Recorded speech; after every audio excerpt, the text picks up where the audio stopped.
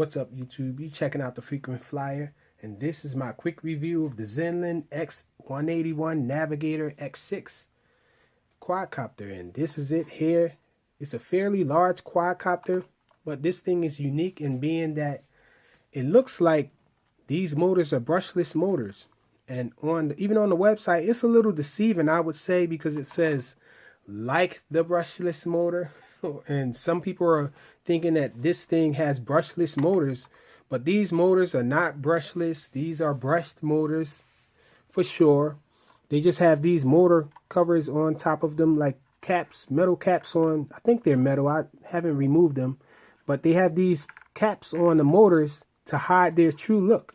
Now, I'm not sure if they were going for the look, the style of this, thinking that it looked better, but it seems like they were being more deceiving to make these motors look like they're brushless motors, in which they aren't. They're brushed motors, I say again, and brushed motors don't really compare to the power and performance of brushless.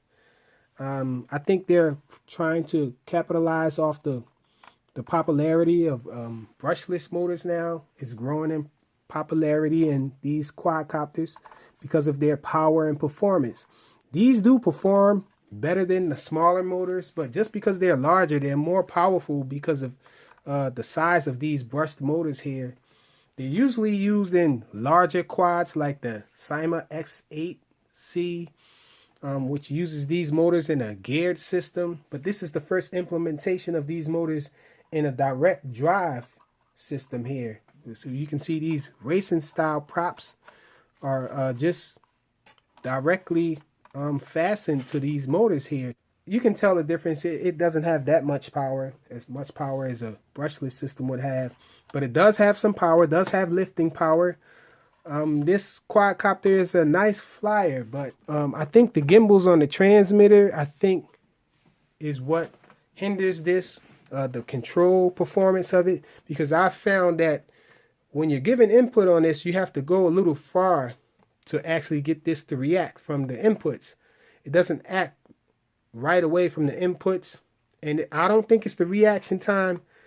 I don't think it's the quad. In other words, I think like if this was to be hooked up to a hobby grade transmitter like a Devo or something like that, which I don't think this is deviation compatible, but I think that it would be more responsive and you would have more resolution on the controls. Whereas with this, sometimes when you're flying in one direction, you try to go the other direction, like extreme switches and direction on the inputs, and it'll take a minute before it actually registers with this thing. And I think it's the transmitter, because I've tried giving small inputs and it don't do anything. You know, the quad doesn't react to them at all if you give light inputs to this stick here, to the yaw stick, mainly the pitch and roll stick here. So it might be like some large dead spots on the outsides of the input on these on the gimbals here, the sticks. So that being said, I like a lot of the other things about this transmitter, like the FPV system being built in and having sound come through the transmitter. The sound, this actually records sound. This is an FPV quad, in case you didn't notice. And this camera actually records sound, but most of the time you're just going to hear the prop noise from this quad. Unless you land it, then you can listen and hear what's going on around it. But for the most part, you're just going to hear prop noise and wind when you're flying it. So pretty useless. You can control the volume though on here. You can turn the volume down, up or down. So if you don't want to hear that, you don't have to. It's tricky to turn the transmitter on. The transmitter, you have to hold down this power button for a while before it actually turns the screen on. And because I was thinking mine was broken or something, I didn't see any on and off switch on the actual transmitter. And then for the screen, and then I pressed this button here, the power button, and nothing happened. Turns out you have to hold this power button down for a little while and then it'll turn the screen on. And so there's a lot of buttons on here which do a lot of different things. So this button here on the bottom, I'm looking at the book here. And it says this button here is the speed control. This is the flip button. So I was getting a little mixed up with that, which the flip button being up here and a speed control button. Whereas the headless mode button is here. I think this should have been the flip button here. But this puts it in headless. This flips it. And this is the speed control. So to change rates, you hit this button here. It is 3 rates, but on the 3rd rate, I was disappointed because it does constant flips on full input on the right stick when you're in 3rd rate. So, you know, these are forward and backward trims here. And this is the right side flying, well, the sideward trim on both sides. This will take a photo. It says record on it, but it actually takes a picture if you touch it once. If you hold it down, it starts to record the video. And these buttons here actually do different things on the screen. Like if you're trying to highlight something on the screen, this is your up and your down button. So those buttons are for navigating on the screen. And as I said, this is the power button there. And it has a charging socket down the bottom, so you can actually charge your batteries if you have rechargeable batteries in here. That's cool that you can just plug it up here and charge it. So it does have a charging socket. It says on the book that this is a horn, but this actually lets you hear what's going on. That's a speaker there.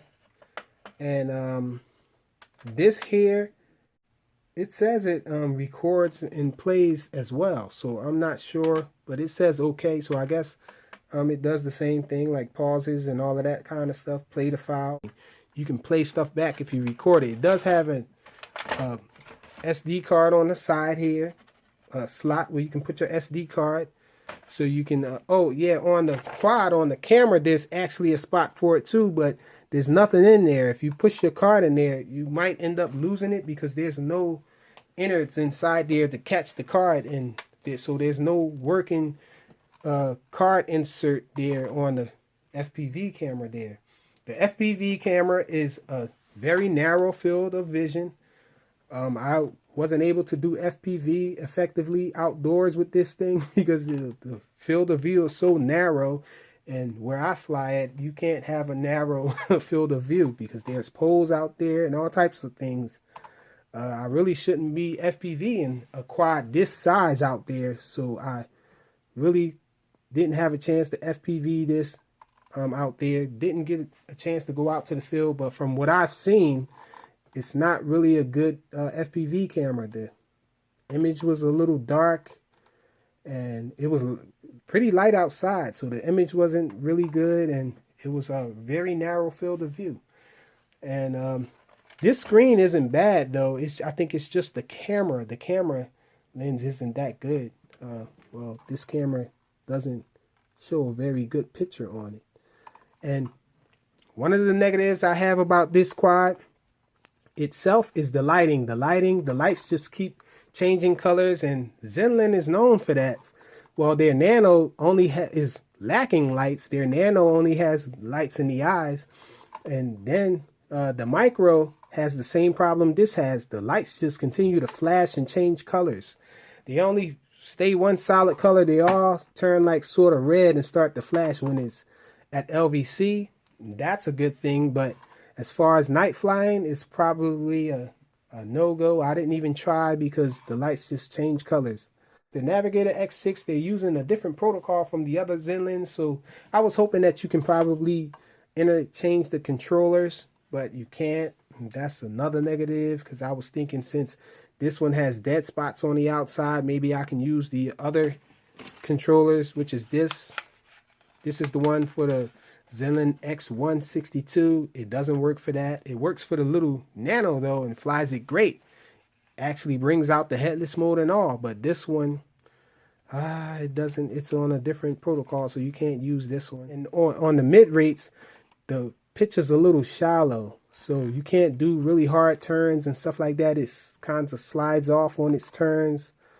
This thing is probably going to be headed for the chop shop to swap out the board or something to the flight controller. It does have a 1,500 milliamp hour battery, 7.4 volts. And one of the other negatives I have about it is this connector here. I'm hearing that the Xinlin X181 has the same connector there, but for the most part, I think they should use more commonly used connectors like the JST connector or whatnot. That's all there really is to say about it.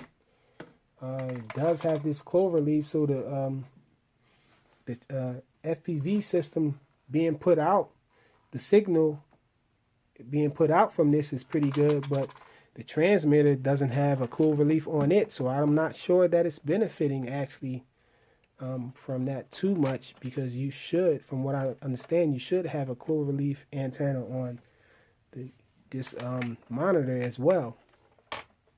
But it does come with these spare props, racing style props, and it does come with these prop guards. They're only still here just for the sake of this review to show you guys what it came with.